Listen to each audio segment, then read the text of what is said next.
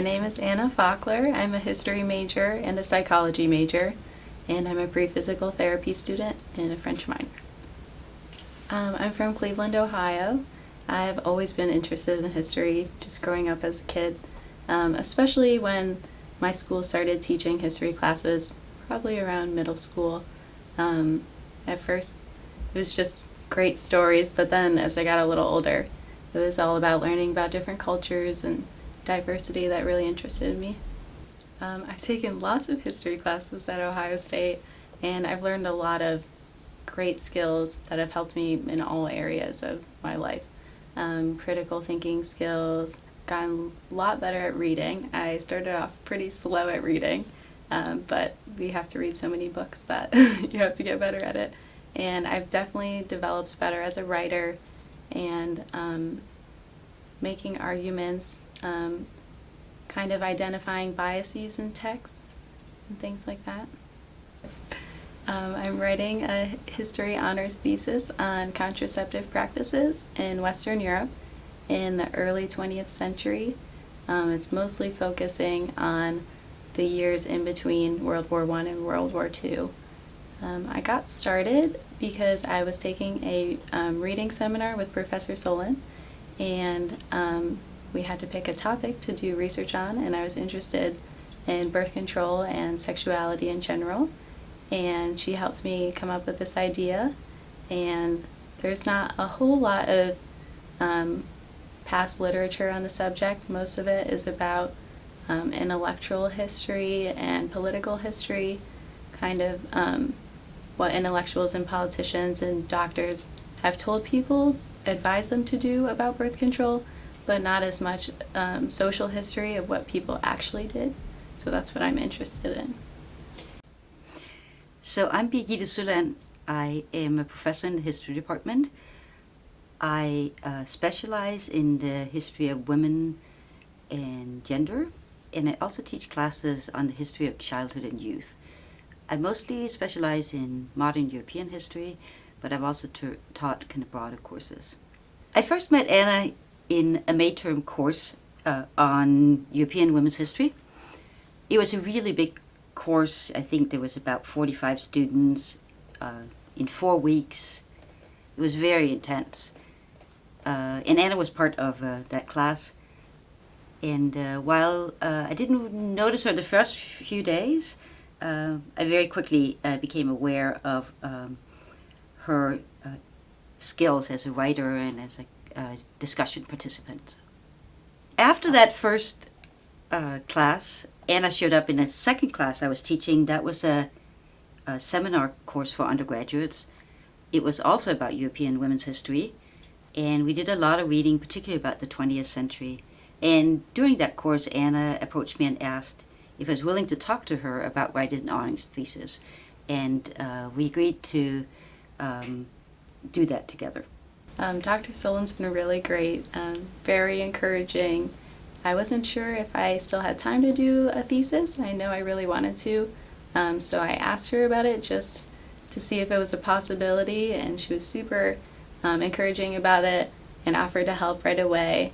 And she has a lot of experience in this area, so a good person to talk to. So Anna came to me and was interested in figuring out, how can we learn about whether people really use birth control? Is it possible that people used birth control and that was really the means by which the fertility was limited? And I thought, that's a great question. Of course, it's a really hard question. How do we figure out what people really did in the privacy of their bedrooms? So Anne and I talked back and forth about the possibilities for studying that. Can you really study that? How do we really study that? And in the end, we decided that one possible way of figuring this out would possibly be to look at the letters that British people in the early 20th century sent to the well-known sex reformer and marriage advocate, Marie Stopes.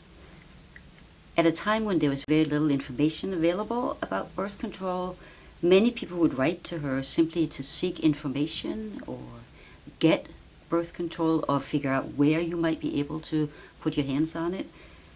And we thought that those letters would be worth investigating.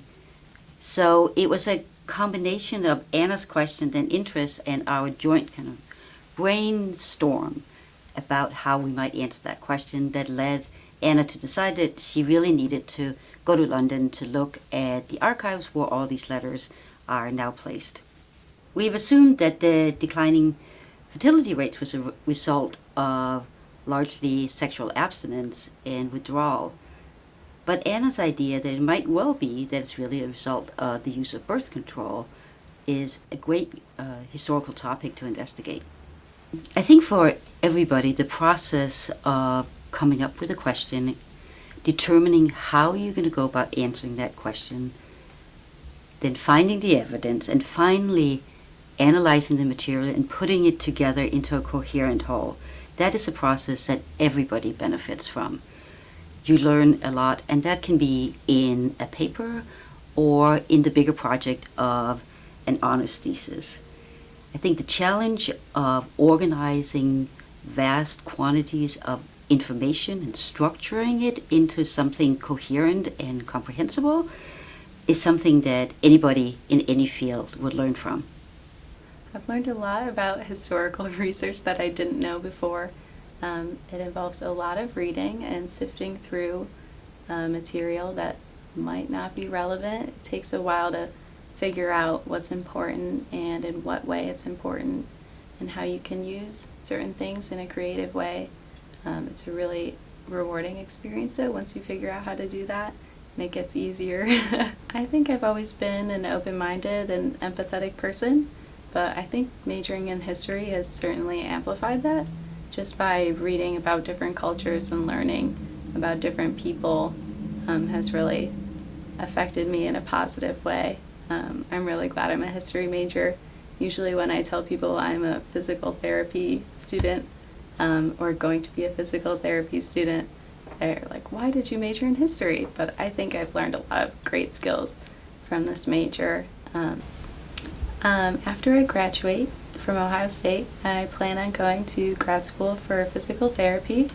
I would like to be a physical therapist in a low-income area, especially helping the medically underserved populations. One of the things I appreciate about Ohio State University is that as an institution, there's really great efforts to help students do undergraduate research. We have substantial amounts of funding available to undergraduate students for doing their research. Anna is one of the many students that are benefiting from that. But unfortunately, I think not enough students are aware of this. I was planning on going to London for my work to kind of work in the Wellcome Library and do some archival research. And I was looking for funding to do that because the plane ticket's a little expensive. And so I kind of was checking back and forth on the arts and sciences page for funding opportunities, and Dr. Søland was also checking for me.